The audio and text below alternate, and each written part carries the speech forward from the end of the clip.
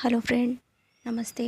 मेरे YouTube channel study official Priyanka Jha में आपका स्वागत है।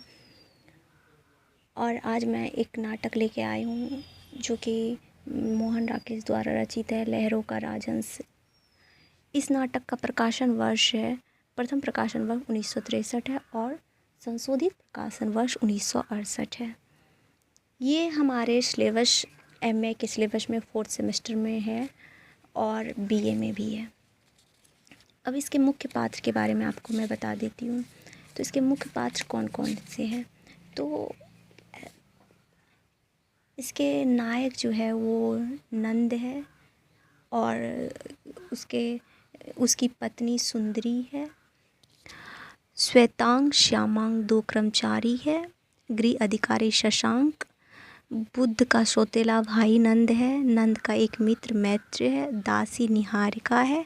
बुद्ध का शिष्य भिक्षु आनंद है। ये इसके मुख्य पात्र हैं और सभी पात्र हैं इसमें। ये तो ऐसे ऐतिहासिक नाटक, लेकिन इसमें कल्पना का भी सहारा लिया गया है।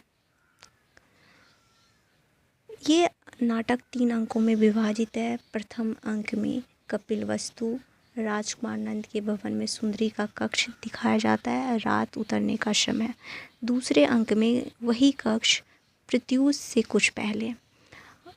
तीसरे अंक में वही कक्ष अगली रात। तो इस नाटक को शुरू करने से पहले मैं आप लोगों को इसकी भूमिका बता देती हूँ। तो भूमिका में ये है, लहरों के राजहंस में एक ऐसे कथानक का नाटकीय पुनराख्यान है जिसमें सांसारिक सुख, संसार के जो भी सुख है और आध्यात्मिक शांति के पारस्परिक विरोध तथा उनके बीच खड़े हुए व्यक्ति के द्वारा निर्णय लेने का अनिवार्य द्वंद्व निहित है, द्वंद्व के बीच है। इस द्वंद्व का एक दूसरा पक्ष स्त्री है और पुरुष की पारस्परिक संबंधों का अंतर्विरोध है। जीवन के प्रेय और श्रेय के बीच एक कृत्रिम आरोपित विरोध है जिसके कारण व्यक्ति के लिए चुनाव कठिन हो जाता है, वो किस तरफ जाए, और उसे चुनाव करने की स्वतंत्रता भी नहीं रह जाती।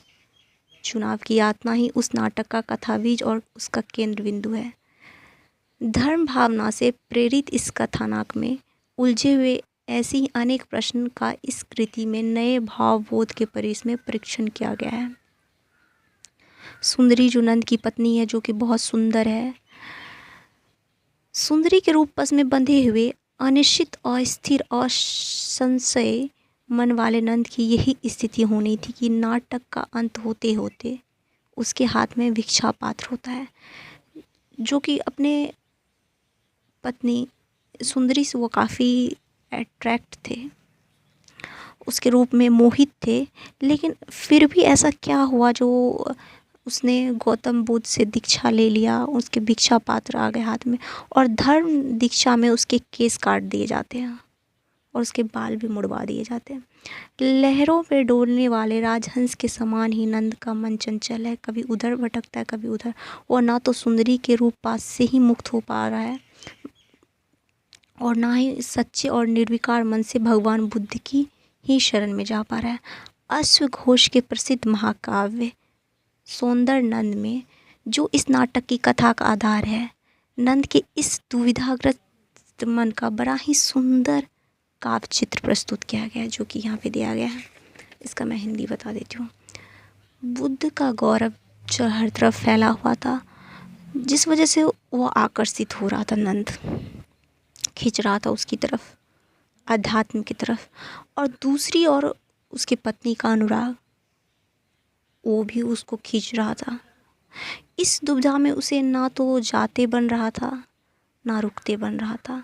उसकी स्थिति लहरों पे डोलते हुए राजहंस की तरह हो रही थी, ना उधर जा रहा था ना इधर, बीच में वो डोल रहा था। और इसी काव्य चित्र से नाटककार ने इस नाटक का शीर्षक लिया है। यह काव्य चित्र इस नाटक के मूल द्वंद्व भाव को व्यंजित कह लें या प्रकट करता है। अगर वीडियो अच्छी लगी हो तो लाइक करें, शेयर करें एंड सब्सक्राइब करना ना भूलें। धन्यवाद। फिर मिलते हैं।